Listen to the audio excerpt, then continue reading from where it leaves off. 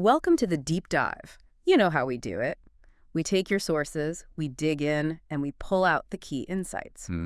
So today, we're really getting into something fascinating: romantic relationships and how our personalities really shape them. Yeah, and we've got quite a mix of stuff to look at. We do.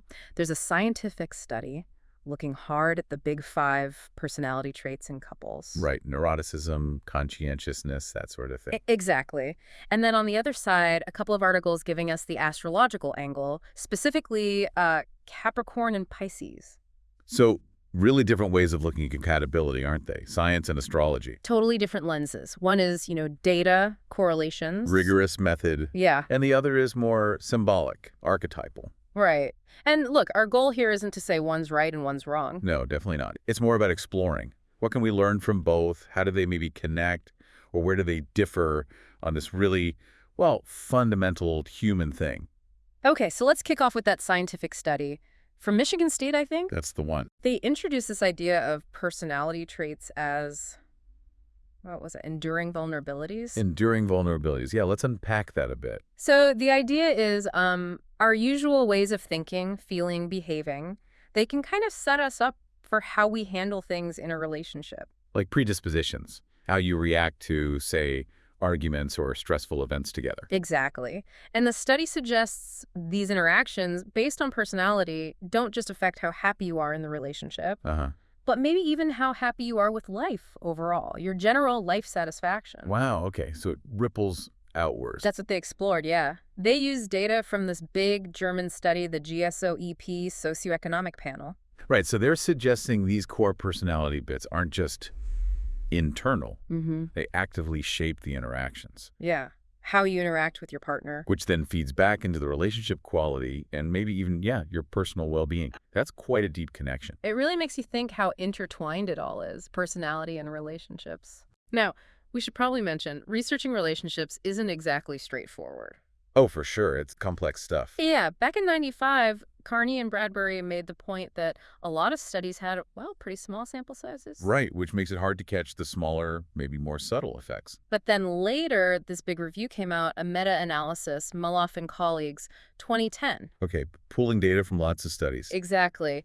And they did find some consistent patterns, like partner neuroticism. That tendency towards anxiety, worry, negative emotions. Yeah, that was pretty consistently linked with lower relationship satisfaction, like a negative correlation. Okay, that kind of makes intuitive sense. And the flip side, partner agreeableness, being Right. kind, cooperative, empathetic, that tended to correlate positively with relationship satisfaction, happier couples. So even with the challenges of small studies early on, these two traits seem to stand out across the board. They did. Having a partner who's often anxious or upset, well, you can see how that might create tension. Yeah, more conflict, maybe less support. And a partner who's agreeable, kind, probably fosters a much more positive environment. Sure. More harmony, more support. So the Michigan State team built on this. They looked at 3 really big long-term studies. There was the British Household Panel Survey, DPS, right? the Australian Hilda Survey, Household Income and Labor Dynamics in Australia, Okay. and that German GSOEP one again. And these had large samples. Oh, yeah. The Australian one, Hilda, had over 2,600 couples. GSOEP was big, too. So better chance of detecting those effects. Right. And they did something pretty clever with the data. They standardized the scores for personality and satisfaction within each study. Standardized. What does that help with? Well, they wanted to avoid something called stereotype accuracy. Like, imagine everyone agrees sunny days are nice. Yeah. Yeah, most people probably do. That agreement doesn't tell you much about a specific couple's dynamic.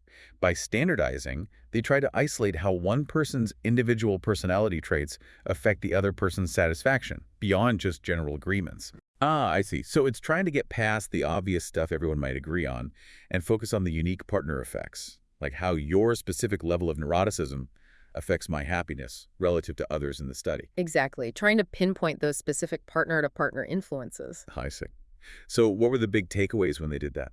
Well, the strongest partner effect they found, neuroticism, again. Okay, confirming the meta-analysis. Yeah.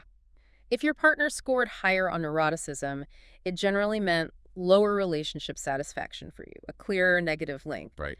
And they also found a significant link for agreeableness.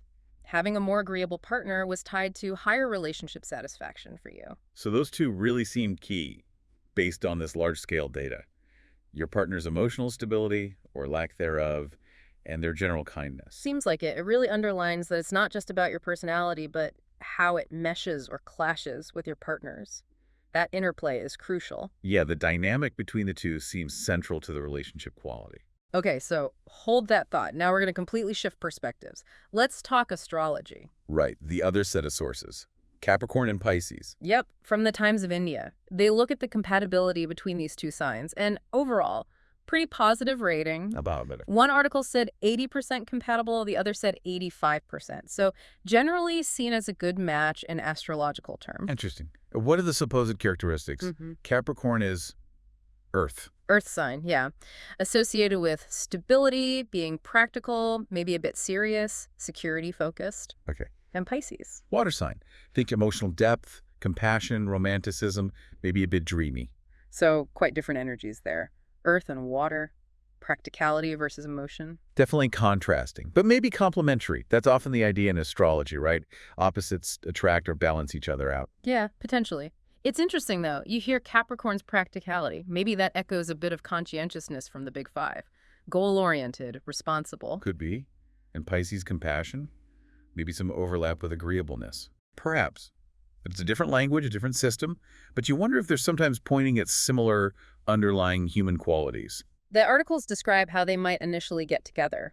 Capricorn apparently likes Pisces' kindness, their artistic side. Okay. And Pisces is drawn to Capricorn's, groundedness, their serious, dependable vibe. So finding something appealing in the difference. The stable one likes the creative one. The creative one likes the stable one. Kind of. And then in dating, Capricorn might be more conventional, traditional in showing affection. Well, Pisces brings the passion, the imagination. That's the picture painted, yeah. A mix of approaches. It does speak to that idea that differences can be attractive.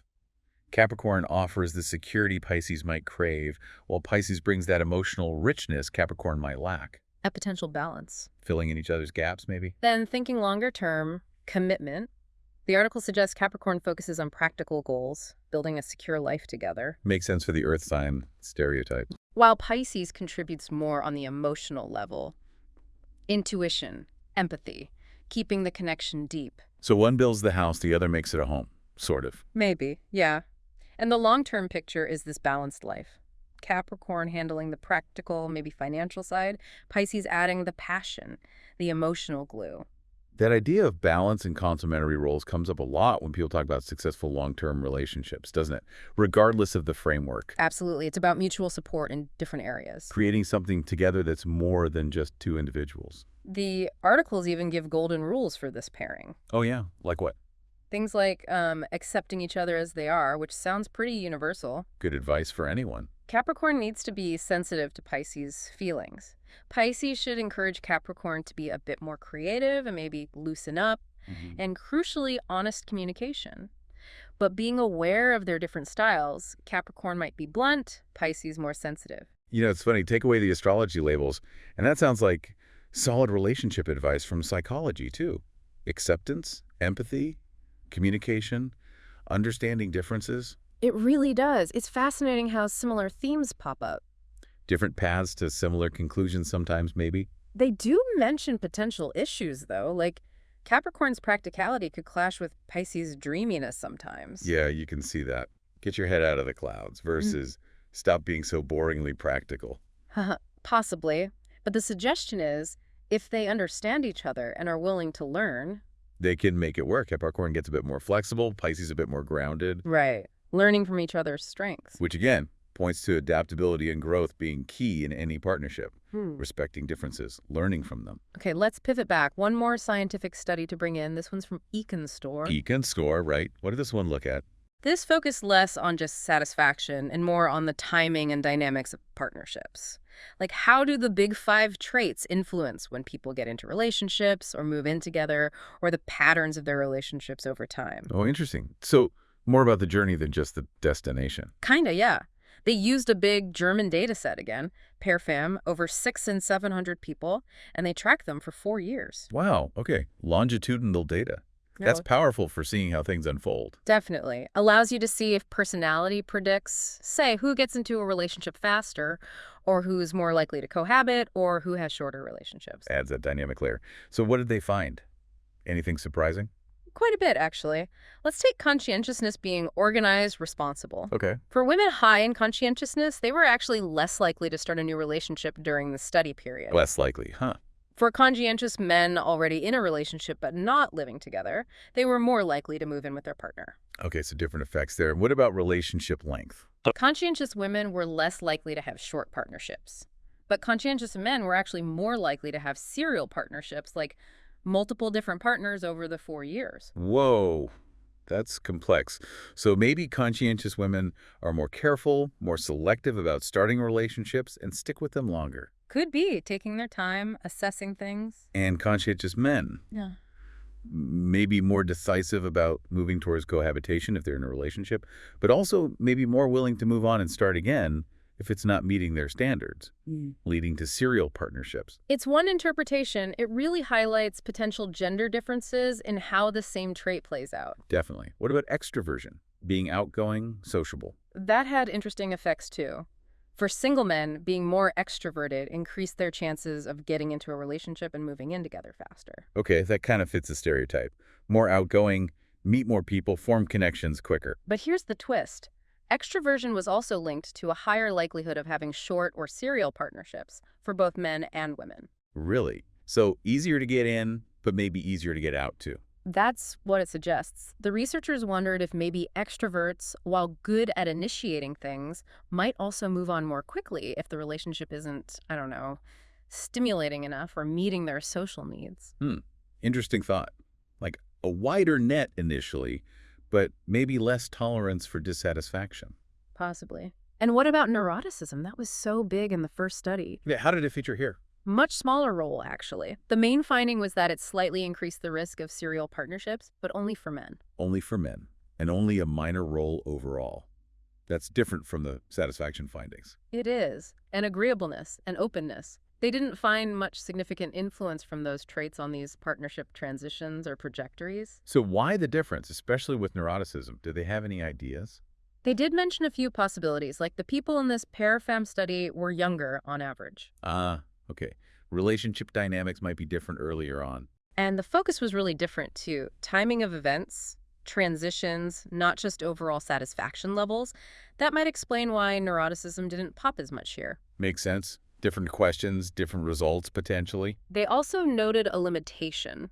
They only measured personality once at the start. Right. So they couldn't see if, say, being in a relationship actually changes your personality over time. Exactly. Which could then affect future relationship decisions.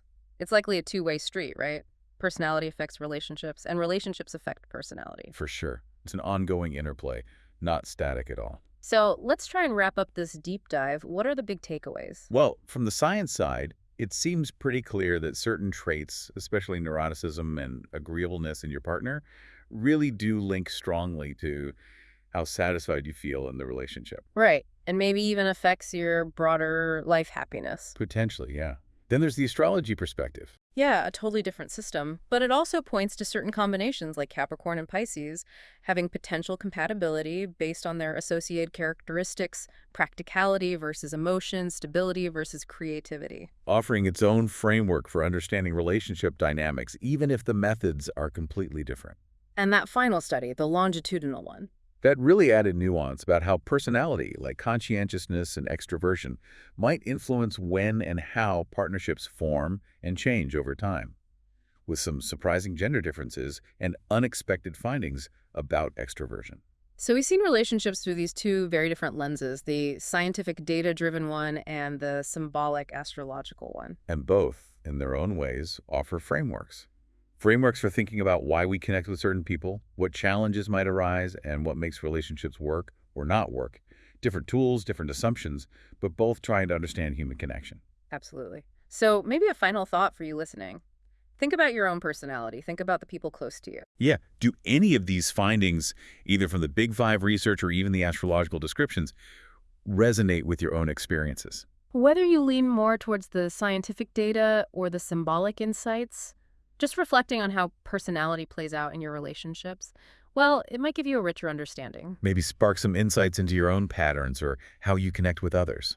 Definitely something to mull over. Thanks for taking this deep dive with us.